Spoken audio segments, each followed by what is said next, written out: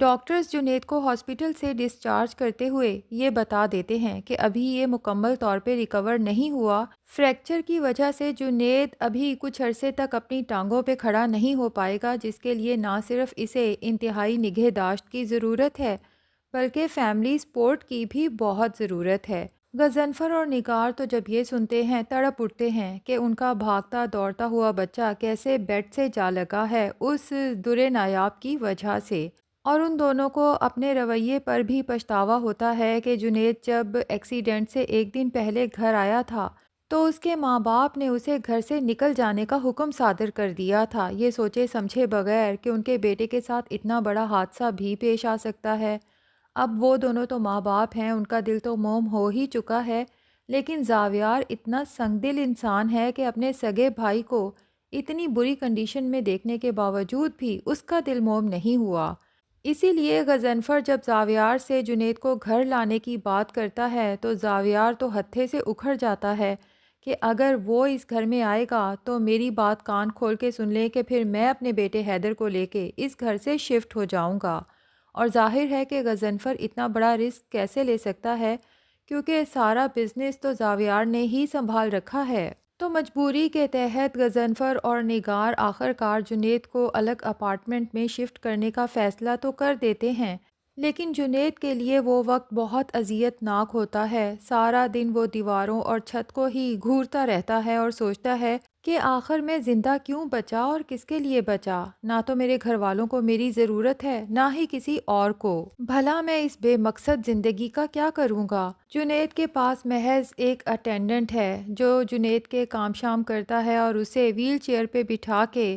باہر کی تھوڑی بہت سیر بھی کروا دیتا ہے۔ جنید جو اپنی زندگی سے بالکل بیزار ہو چکا ہے، یوں ہی اٹینڈنٹ کے ساتھ ایک دن باہر کی سیر کر رہا ہوگا کہ در نایاب کی نظر جنید پہ پڑے گی اور وہ حیرت زدہ رہ جائے گی کہ جنید ابھی تک ریکور نہیں ہوا۔ اس کا پیچھا کرتے کرتے جب وہ اس کے گھر تک پہنچے گی تو یہ دیکھ کر اسے مزید افسوس ہوگا کہ جنید اب اپنے گھر والوں کے ساتھ بھی نہیں رہتا۔ اب در نایاب کو اپنے بھائی اور بھابھی کا ڈر بھی ہے، لیکن چونکہ اس کا دل بہت نرم ہے اس لیے وہ یہ گوارا نہیں کر سکتی کہ جنید جس نے ہر مشکل میں در نایاب کا ساتھ دیا ہے، جب خود مشکل میں ہے تو بالکل تنہا رہ جائے۔ آخر در نایاب جنید کے اپارٹمنٹ پہنچ جائے گی اور وہاں جا کے جنید سے بات کرے گی کہ مجھے تو یہ سمجھ نہیں آتی کہ آپ نے آخر اتنا بڑا کون سا قصور کر دیا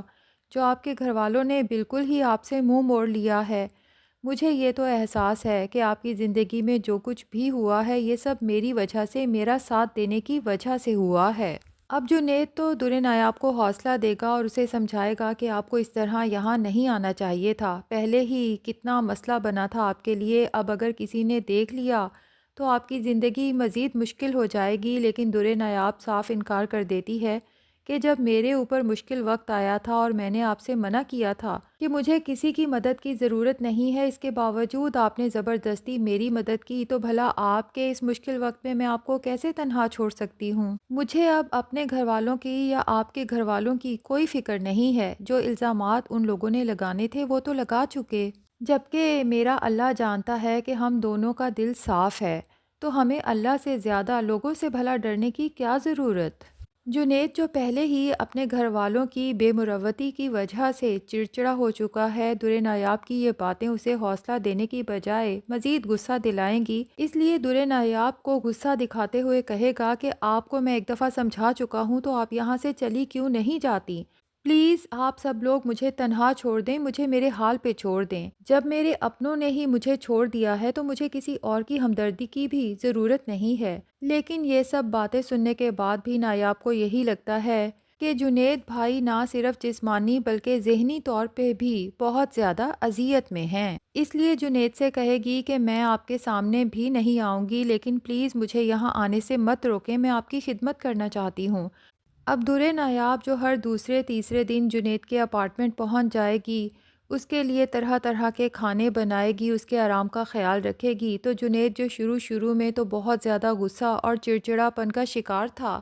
اب آہستہ آہستہ اس کا غصہ کم ہونے لگے گا اور در نایاب کے اس طرح آنے کی عادت ہو جائے گی۔ اسے بہت اچھا لگے گا کہ کم سے کم کوئی تو ہے اس دنیا میں جسے میرا بھی خیال ہے۔ جس طرح در نایاب روز آتی ہے اور اتنی مخلصی سے میری خدمت کرتی ہے، وہ بھی ان نوکروں کی طرح پیسے کی لالچ میں نہیں بلکہ صرف ہمدردی میں۔ تو آخر کار جنید در نایاب سے کہہ ہی دے گا کہ کاش بھابی، زاویار بھائی آپ کے اندر کی یہ ساری اچھائیاں دیکھ سکتے تو انہیں احساس ہوتا کہ انہوں نے خود اپنے پاؤں پہ کلہاڑی مار کے اپنی زندگی کی سب سے قیمتی چیز کو گنوا دیا ہے۔ میں تو کہوں گا کہ زاویار بھائی اس دنیا کے سب سے زیادہ بدقسمت انسان ہیں کہ اللہ نے انہیں آپ جیسا جیون ساتھی دیا اور وہ اس کی قدر ہی نہیں کر سکے۔ در نایاب جنید سے کہتی ہے کہ مجھے اس رشتے کے ختم ہونے کا اب کوئی دکھ، کوئی تکلیف نہیں ہے۔